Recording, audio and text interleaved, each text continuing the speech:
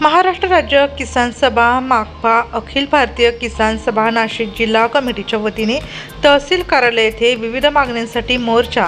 मात्र लाल वादळ हे थेट विविध मागण्या पूर्ण न झाल्याने त्यांनी चांदवड मनमाड महामार्ग हा रस्ता रोको आता केला आहे।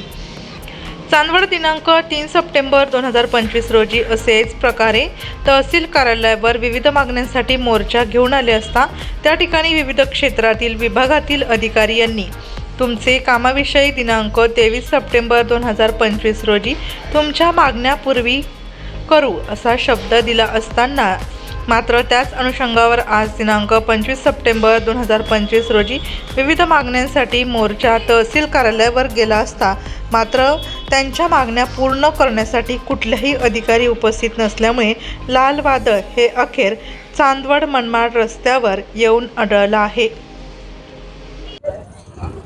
आज अखिल भारतीय किसान सभाच्या वतीने लाल वादळ हे विविध मागण्यांसाठी सकाळी दुपारी 2:30 सुमारास चांदवड कृषी उत्पन्न बाजार समिती येथून विविध मागण्यांसाठी पायी मोर्चा घेऊन चांदवड तहसील कार्यालय या ठिकाणी गेला असताना मात्र या अगोदर देखील त्यांना काही त्यांच्या मागण्याचे विशेष असलेल्या मागण्यांची अधिकाऱ्यांनी त्यांना सांगितलेलं होतं तुमची नियोजित बैठक लावू। मात्र त्या बैठकीला आज कुठलाही अधिकारी हजर न झाल्यामुळे लाल वादळ हे तहसील कार्यालयापासून माझ्या पाठीमागे बघताय संपूर्ण या ठिकाणी चांदवड मनमाड या रस्त्यावर येऊन ठेपलेलं आहे। त्यांच्या विविध मागण्या होतवर तोपर्यंत हे वादळ हे इथून उठणार नाही असं या ठिकाणी ठामपणे त्यांच्या घोषणा चालू आहे।